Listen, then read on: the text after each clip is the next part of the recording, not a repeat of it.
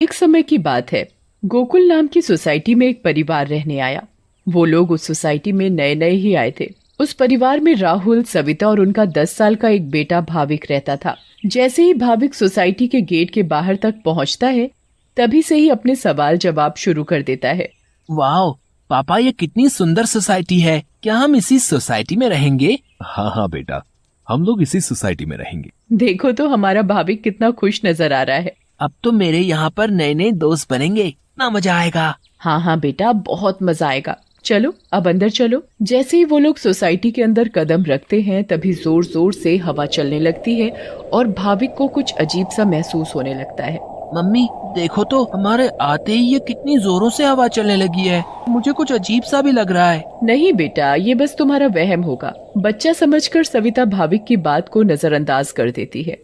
वो लोग अपने फ्लैट पर पहुंचते हैं। चलो चलो, अब आप दोनों जल्दी से फ्रेश हो जाओ, सोने का समय हो गया है। हाँ, क्योंकि कल मुझे इंटरव्यू के लिए भी जाना है। भाविक, राहुल और सविता कमरे में जाकर सो जाते हैं।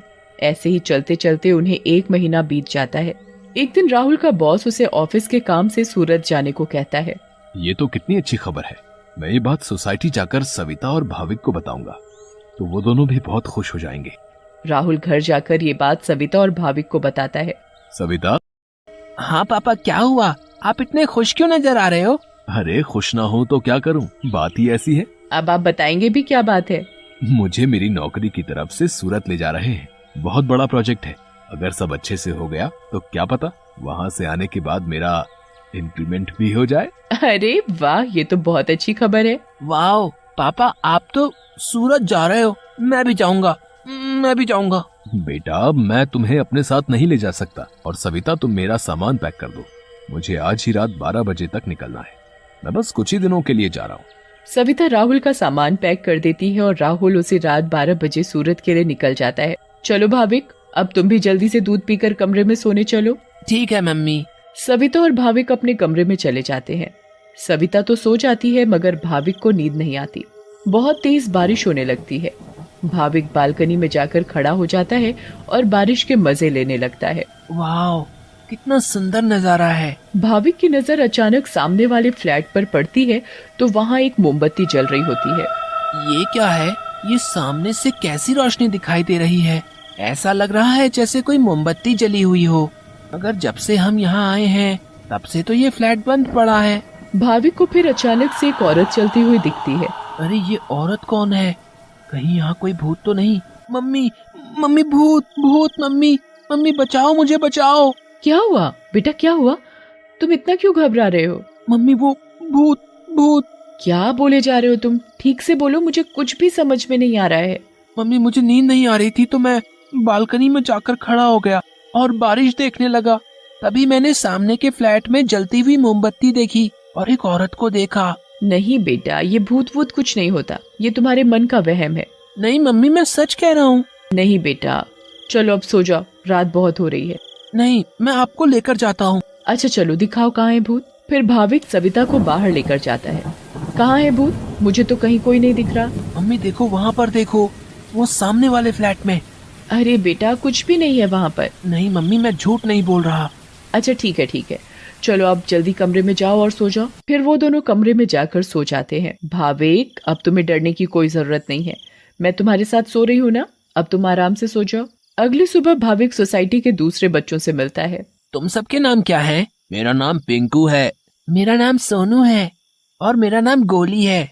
सारे बच्चे मिलकर पूरा दिन खूब मस्ती करते हैं। फिर रात में सारी औरतें सोसाइटी कंपाउंड में बातें करती हैं। तभी सविता रात की बात सारी औरतों को बताती है। दूसरी ओर भाविक और उसके सारे दोस्त लुका छुपी खेल रहे होते हैं। पिंकू गिनती करना शुरू कर देता है। तभी सारे बच्चे इधर उधर छिप जाते हैं, मगर भाविक खेल खेल में अपने फ्लैट के सामने वाले फ्लैट के दरवाजे तक पहुंच जाता है। उसे ये पता नहीं होता कि ये वही फ्लैट है जिसमें कल रात उसने एक औरत को जलती हुई मोमबत्ती के साथ देखा था। अरे, ये दरवाजा तो खुला हुआ है और यहाँ तो कितनी सारी लाइटें हैं। चलो अब मैं जल्दी से इस घर में छिप जाता हूँ ताकि मुझे कोई ढूंढ ही ना पाए। वो जगह ठीक है, मैं उस कमरे में जाकर छिप जाता हूँ। भाविक जैसे ही उस फ्लैट के कमरे की ओर जाने लगता है, वैसे ही बाहर की सारी लाइट्स लुप लुप होने लगती हैं। ये क्या हो रहा है यहाँ पर? अचानक ये मैं लाइटें। और मेरे पति रवि सविता के सामने वाले फ्लैट में रहने आए। हम बहुत खुश थे, पर अचानक मेरी माँ की तबीयत खराब होने की वजह से मुझे कुछ दिन के लिए यहाँ से जाना पड़ा। और तभी सविता के फ्लैट में एक बहुत सुंदर लड़की रहने आई। रवि उस लड़की को पसंद करने लगे थे और वो लड़की भी। उस लड़की को ये बात नहीं पता थी कि रवि शादीशुदा है। मैं जब वापस आई और मुझे ये सब पता लगा तो मैंने रवि को समझाने की बहुत कोशिश की, बहुत लड़ाई की, पर वो नहीं माने। रवि मुझे छोड़कर उस लड़की से शादी करना चाहते थे। और एक दिन रवि और वो लड़की चुपके से अचानक कहीं चले गए। मैंने उन्हें ढूंढने की बहुत कोशिश की, मगर वो मुझे कहीं नहीं मिले। और एक दिन मैंने उन दोनों को बाजार में साथ देखा। उन दोनों ने शादी कर ली थी। मैं भागते हुए घर आई और ये बात मुझसे बर्दाश्त नहीं हुई और उसी रात मैंने फ्लैट से कूदकर अपनी जान दे दी। और उस दिन से इस फ्लैट में किसी को रहने नहीं देती, जिसमें सविता और उसका परिवार रहता है। हमें बहुत दुख हुआ सुनकर जो भी तुम्हारे साथ हुआ, पर इसमें मेरे और मेरे परिवार का क्या कसूर है? हाँ आंटी, आप तो अच्छी आंटी हो, ऐसे कैसे कर सकती हो?